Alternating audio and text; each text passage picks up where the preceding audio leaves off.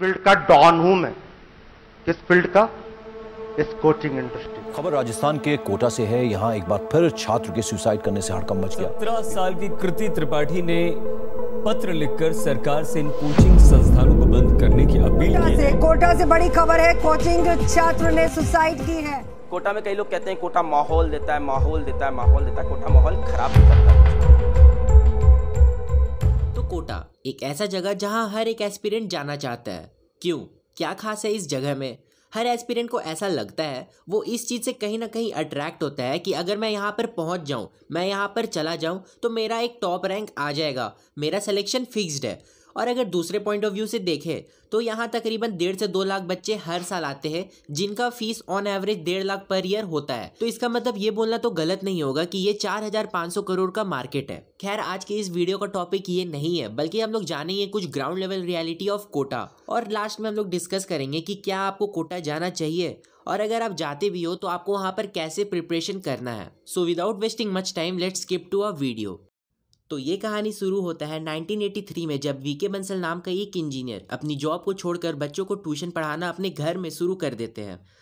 Starting के दिन में वो सिर्फ मैथ्स पढ़ाते थे और कुछ टिप्स एंड ट्रिक्स दे दिया करते थे, जिससे इंजीनियरिंग लेवल का टेस्ट और एंट्रेंस क्लियर हो सके। फिर 1985 में उनके एक बच्चे ने IIT JEE का एग्जाम जो होता है वो क्लियर कर लिया, और ये बात हवा के जैसे हर जगह फैल जाता है। तो इंडियन कल्चर में होता क्या है कि अगर कोई टीचर का बच्चा अच्छे मार्क्स स्कोर कर देता है, या फिर कोई अच्छा इंजीनियरिंग का एग्जाम या फिर कुछ भी निकाल लेता है, कुछ भी क्रैक कर लेता है, तो बाकी के पेरेंट्स भी एडमायर होते हैं और अपने बच्चों को वहाँ भेजना ज़्यादा प्रेफर करते हैं। तो वही चीज़ हुआ, उनके स्टूडेंट बहुत ज़्यादा बढ़ गए और बहुत भारी मात्रा में वहाँ पर एडमिशन होने लगा, और बहुत सारे मतलब कि लाखों बच्चे उनसे अब पढ़ना चाहते थे। फिर होना क्या था, उन्होंने अपना इंस्टीट्यूट को लॉन्च किया जिसका नाम था बंसल क्लासेस। आप में से बहुत लोग शायद जानते होंगे, और अगर नहीं भी जानते तो अभी सुन लो। तो ये कोटा का सबसे पहला आइडेंटिफाइड इंस्टीट्यूट था जो सबने नोटिस किया था, और यहाँ पर भारी मात्रा में एडमिशन होने लगा और इसका ग्रोथ बहुत स्पीड में हुआ। देश के कोने कोने से बच्चे वहां पर पढ़ने के लिए आने लगे, और देखते ही देखते ये कोटा का नंबर 1 इंस्टीट्यूट बन गया। जानते होंगे बंसल क्लासेस, सब लोग जानते होंगे, मेरे गुरु रहे हैं, कोटा भी उन्हीं की वजह से है, तो उनको मैं आप लोगों के सामने नमन करता हूं। कभी भी अपने गुरुओं से अपन ऋण मुक्त नहीं हो सकते, अपन ऋण मुक्त। तो उन्होंने मुझे पढ़ाया, he is a fabulous teacher, बहुत बढ़िया वो पढ़ाते हैं, इसमें कोई दोहराए वाली बात नहीं। अब तो सर का स्वास्थ्य थोड़ा खराब रहता है, पर बहुत अच्छा पढ़ाते हैं। कोटा में जितनी मैथ्स आप देख रहे हो, चाहे आपको कोई भी पढ़ा रहा हो, XYZ, वो वहीं से सीखा है, ये मैं आपको गारंटी से कह सकता हूं। 110%, कोई भी हो XYZ, सारे उनके नोट्स फॉलो होते हैं 110%। मैथ्स की तो मैं आपको गारंटी लिख के बोल सकता हूं। फिर देखते ही देखते इन कोचिंग सेंटर्स के बीच में भी यहाँ पर कंपटीशन होने लगा। और अगर मैं एक आपको फैक्ट की बात बताऊं तो एलन, रेजोनेंस, फिटजी या फिर जितने भी बड़े बड़े वहाँ पर इंस्टीट्यूट अभी है, उनका एस्टैब्लिशमेंट कहीं ना कहीं बंसल क्लासेस के एक्स फैकल्टीज ने ही किया है। फिर टीचर्स पोचिंग स्टार्ट होने लगा, जो कि एक इलीगल एक्टिविटी है। इसमें घाटा किसका होता था? वो होता था आपका, मतलब कि स्टूडेंट का। अगर कोई टीचर बीच कोर्स में उस कोर्स को छोड़ के चला जाता है, या फिर अगर आपको पढ़ा रहा है फिर वो पढ़ाते पढ़ाते कहीं दूसरे इंस्टीट्यूट में पढ़ाने लगता है, तो इसमें घाटा तो आप ही का होता है ना। मतलब यही हुआ कि पढ़ाई का फ्लो बिगड़ जाता है। अब एक फेज ऐसा आता है जहां पर एजुकेशन ऑनलाइन होने लगता है कोविड के कारण, और पैंडेमिक के दौरान फिजिक्स वाला, अनअकैडमी और बहुत सारे माइंड ब्लोइंग टीचर्स आपको ऑनलाइन पढ़ाते हैं, और उनका खुद का एक फैन बेस क्रिएट हो जाता है। और फिर ये यूट्यूब चैनल अपने फैन बेस और पढ़ाने के तरीके से बहुत बड़ी कंपनी, यूनिकॉर्न कंपनी स्टैब्लिश कर देते हैं।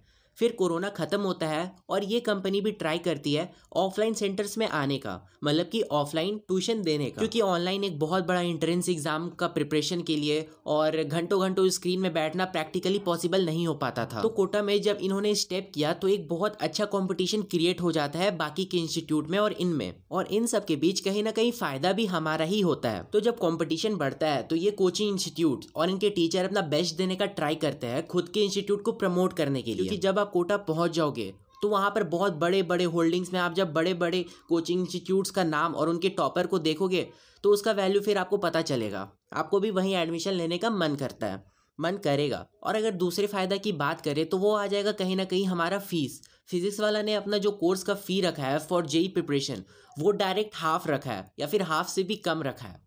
और दूसरे इंस्टीट्यूट को in order to maintain their admission, उनको अपना फीस कहीं ना कहीं कम करना पड़ेगा या फिर बहुत अच्छा रिजल्ट देना होगा। और फिर एक और फ़ायदा हो सकता है कि हमारे पास ऑप्शंस भी बहुत ज़्यादा बढ़ जाते हैं। और अगर मैं अपने कोटा में रहने वाले दोस्तों का एक्सपीरियंस से बताऊं तो वहां पर उनको बहुत ज़्यादा परेशान करता है वहां का बैच सिस्टम। तो अगर आप वहां पर टॉप बैच में हो तो आपको अच्छे टीचर्स मिलेंगे, बहुत अच्छे टीचर्स मिलेंगे जहां पर सिलेक्शंस भी होते हैं।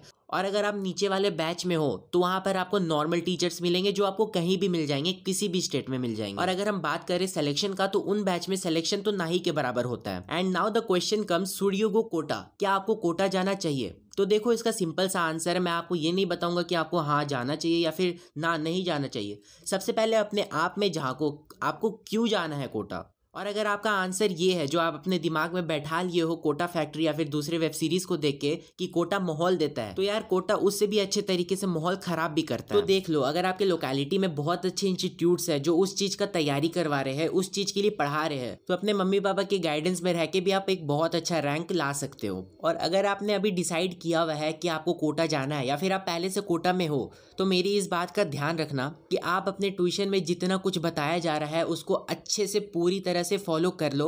वहाँ पर कौन से बच्चे का सिलेक्शन होता है जो रोज का काम रोज करता है, ट्यूशन में दिया गया डीपीपी को उसी दिन बनाता है, हर रोज क्लासेस अटेंड कर लो और फालतू में इधर उधर ध्यान मत लगाओ। दूसरे चीजों की तरफ डाइवर्ट नहीं होना है, डिस्ट्रैक्शन से दूर रहना है। आप समझ रहे हो ना मेरा मतलब क्या है?